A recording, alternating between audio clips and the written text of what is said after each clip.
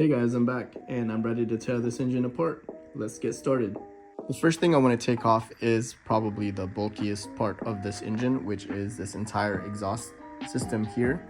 This is the factory exhaust that comes with these engines, and yeah, it's pretty bulky. So once I get that off, it should make the engine a little bit lighter and easier for me to turn left and right if I need to on the stand. It's fairly easy taking these off too. So you can see over here, there's just those two 13mm nuts, one there, one underneath. On the left side is right there, 13 mil here, 13 there. On the bottom side, oh, I'm just realizing I'm missing a clamp here, which is probably not good for the exhaust leaks. I know I had leaks here all over the place, but this is pretty much just blowing exhaust back down that way. So I'm gonna need to find a new clamp for that. On the other side, this is the clamp that's missing. It's just two bolts holding that together. After you get those out, these elbows here need to come off. So I have some of these clamps holding onto the rubber piece. That's gonna come off, and that's gonna come off. And as you can tell, the quality of this one is really bad compared to the rest of the engine. And that's because this is the last piece that I actually bought. And by the time I got this, I had no access to a sandblaster. With all the rest of these, I actually sandblasted them. I put a couple of coats of the POR 15. Then after that, I used a few layers of Rust-Oleum high temperature paint. With this one, because I knew that I wasn't too happy with the surface finish of this thing, I didn't want to use the POR 15 where it's going to be harder for me to take off in the future. So temporarily, I painted it with just a Rust-Oleum high temp, and it's still flaked off. So not too worried about it. I'm probably just gonna sand all this down and then treat this the same way I treated that. Here we have the muffler removed from the engine. There's the exhaust tip there, and some of the hose clamps that I used, and the elbows that are here on the side. I have this aftermarket headers exhaust thing here, and I'm kind of debating on going that route. And I have that tip there that connects here and sticks out about this far, which is kind of ridiculous, but I don't know. I mean, it does kind of make it look a little bit lighter. That looks really, really bulky and heavy compared to going that route. I don't know how loud it's gonna be, but who knows, maybe I'll just kind of experiment with that. I think I sandblasted this like 3 years ago and never really did anything with it. So if I do go this route, I think I want to also paint this entire surface with the POR 15 and let that dry with a couple layers. And then after, use the Rust-Oleum high temp spray paint, which is exactly what I used for all of this stuff here. Once that's done, I may consider doing this wrap on here. So I'm gonna take this off again and continue digging into the engine. Next on the agenda to remove are the generator and the coil pack. And they're fairly easy to remove. It's just the nut there, which is a 13mm. Again, another 13mm nut, and this whole bracket here should come off, letting this free. And then you just have to lift this up and kind of turn it so that it frees up from this belt here. The coil is just that 13mm there, and I think another, 13mm there. That should just come off, or are these 10s? I don't know. And these will come off. Up next would be the distributor. I don't think I really need to take the distributor out. I'm just gonna take the cap off along with all the cables. Since the distributor's not really in the way of anything right now, so I'll just keep that there. Same with the fuel pump, I'm gonna keep that there. This, I do want to really take this one out. So I pop this cap off. Inside there is this washer. Inside that, or underneath that, is this thing. And under that is the nut. And usually it's kind of hard to torque that down. I think that's why this was kind of loose. Yeah, you can see a bunch of leaks on this before, so I don't think I tightened this all the way down. And it's kind of tricky because of the way that nut is. Let me see if I can turn the light on. Here we go. So there's this nut there that is supposed to turn, and there's those two grooves you can see on this side and there. And there's supposed to be a special tool you can use so that you can torque that down. See the threads there into down here. And what I've done in the past was use the washer that was there and kind of just do that and turn it, but I actually bent it. I did make a special tool to be able to use it in there, so I'll show you that right now.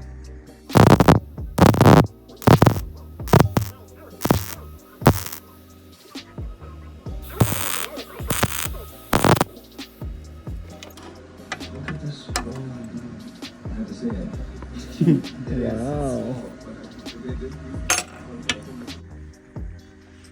Here we go. This is just a fender washer that I cut right here in the middle, and I had my brother weld on this bolt on here so that I can put this in there and use a 13mm socket to torque this down as it rotates, just like that. So then after taking this off and all the cables, I'll work on the carburetors. So I have the coil pack out, that is down there, the generator down there, I have the belt down there, the distributor, I thought I was just going to take off the cap and the cables. I have the cap there, cables are all there and labeled, and distributor is right there too. Carburetors, I took them both out. I need to cover these with some paper towels or something so I can make sure nothing falls in there. Fuel pump, I'm thinking if I should just take that out or leave it. Probably gonna end up taking it out. And I just realized I can't take this one out until I take all of this one out, because these are bolted in here and on the other side here from inside this shroud, and it's right behind where the fan sits. So I would need to take out this entire front section just to be able to do that. Okay guys, it's a new day and time to take off the cooling tin on this side. It's really not all that bad. It's just a bunch of hardware. There's this one, removing this from this fan shroud. This one and this one will remove this top air cover thing here on top of the intake manifold.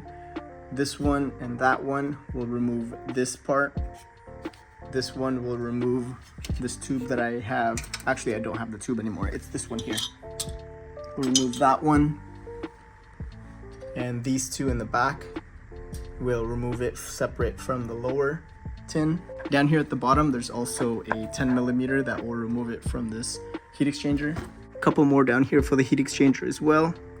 And two more holding it to the block of the engine. I don't think I have to take off the fan shroud or the heat exchanger, so I should be able to just remove this pretty easily.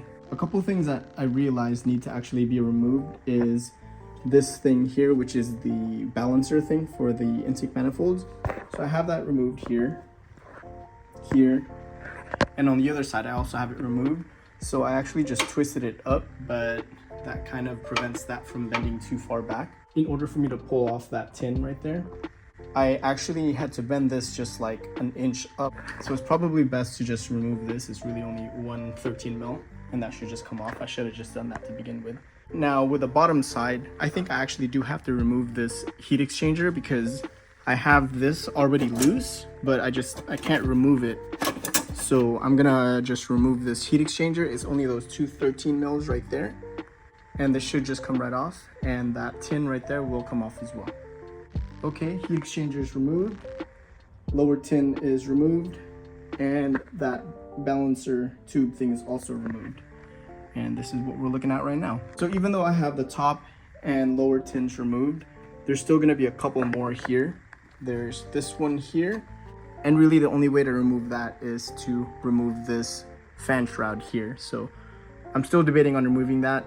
We'll see when I get there. And the last cooling tin down here is actually right above these tubes here, and that's really important to help with the cooling of the cylinders. I do see a lot of oil up here.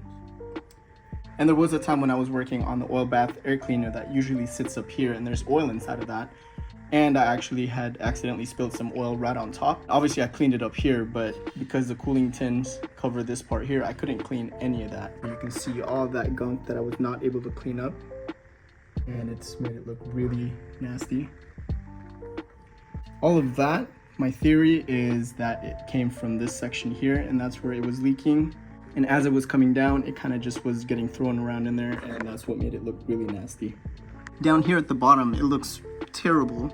I think it did just come out from the top where I spilled that oil. Having a closer look under the cylinders, you can see I use silicone there. Some people use paper gaskets, but I hear most people actually take that off. I'm pretty sure it's not leaking there, so that may have just came from the top. And same thing here. But if worse comes to worse, I'll inspect the other 2 cylinders on the other side. And if they're in really bad condition, I probably should just take it out and redo that whole section. While we're down here, I did want to point out that this is an AS41 case. Part number here is 043101-102A. There's the logos there, the stamping, made in Mexico, AS41.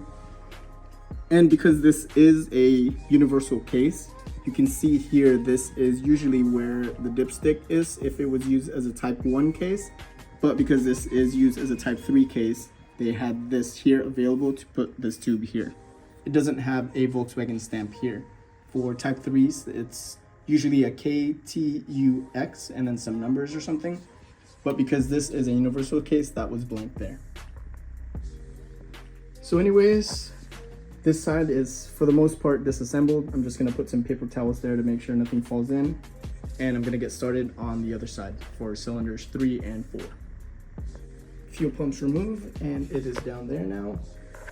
Now to get started on this side of the engine. And same thing as the other side, there's just a bunch of these flathead screws here. You can see one right there, one right there, one right there, this one, this one, this one, that one there, this one, that one, and that one. Basically just the mirror version of that side. Here we go. We have cylinder 3 and 4 cooling tins removed. I also removed the heat exchanger, and it's down there. Both of them are there now. That's the intake manifold for this side, and the lower and upper cooling tins, along with those ones there. Now looking at this side, it's really not as bad as this side here with the oil leak, because like I had mentioned, the oil bath air cleaner sits on this side and leaked on that side for the majority of the oil. Only a little bit seeped on this side here, so you can see some leaked here. You can see went down that side. Here, not so much, only a little bit, but not anything too crazy. Even down here, it's actually in decent shape. That is all the oil that came from up top. You can see a little bit of seepage down there, but nothing to worry about too much. Taking a look at under the cylinders there, they're completely clean. So again, not super worried about it.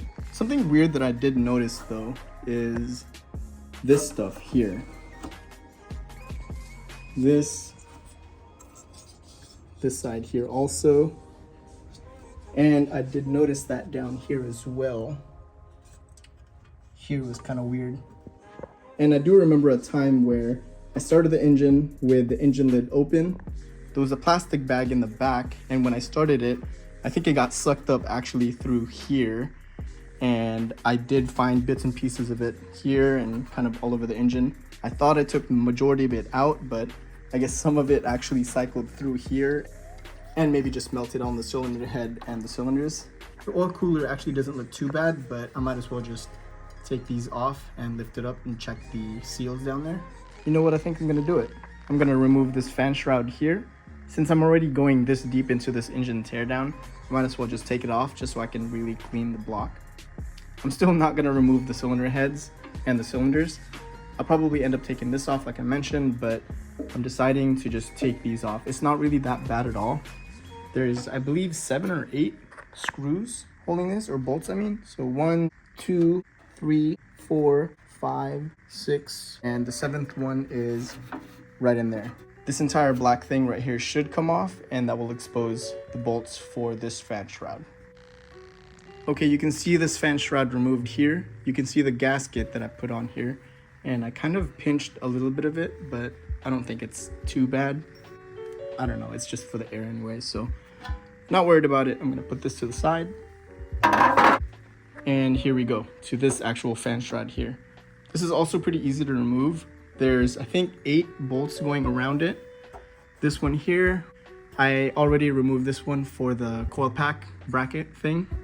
That's 1, 2, 3, 4, 5, 6, 7. This one right here is a 13 millimeter, and that holds this. It's a long bolt, so just get an extension in there.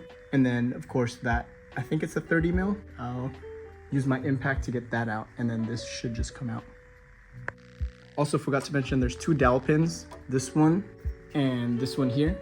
You have to take those out in order to split this apart from each other. So push those dowel pins out so you can split this. I never bothered putting this all the way in. I don't know, maybe I'll just leave it like that. It doesn't matter. Here we go. I have all the hardware removed from the shroud. There they are there, as well as that 13 millimeter that goes there. That is right there.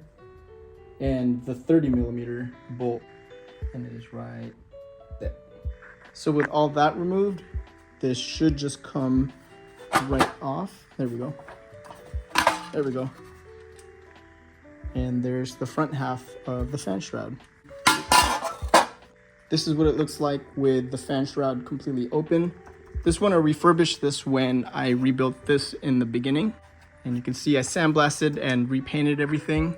While I was fiddling with this, I noticed there's a bit of play here. You can see some of this stuff here as I rotate it. Well, it's hard to see, but you can hear it. Oh, you can actually see it right here move. And that kind of worries me. I have heard people take this out and get this welded and rebalanced or something like that, so I will have to look into that. But back to pulling this off. Now, in order to pull off this fan, I use this tool, and it's called the harmonic balancer pulley. Basically, I use this along with a combination of some of these bolts, and it places it right there. This bolt goes through this hole. As you tighten that big bolt, it should push on the shaft, pulling this fan out.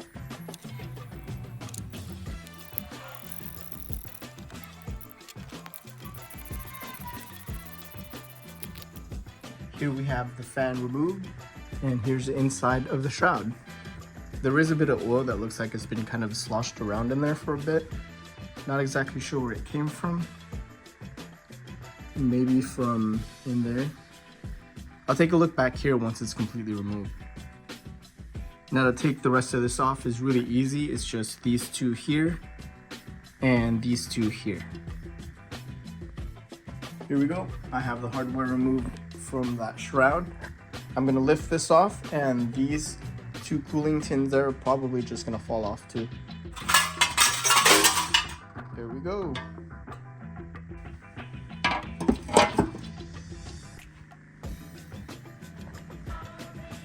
It actually looks really clean on this side here, but here it just looks really oily because of where it's coming from over here, and also from all this gunk coming down. Last things I gotta take off are just this here.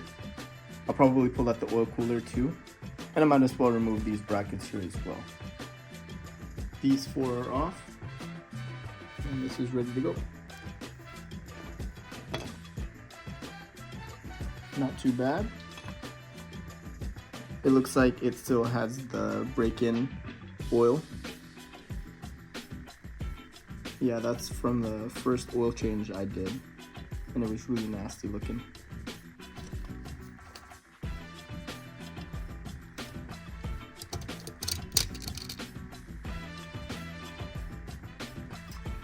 You can see the camshaft there and the main drive on the shaft. Now onto this oil cooler. These bolts here are actually held down by these 2 nuts here at the bottom. This is now loose. This is also loose. Now I'm gonna lift this off and see what it looks like.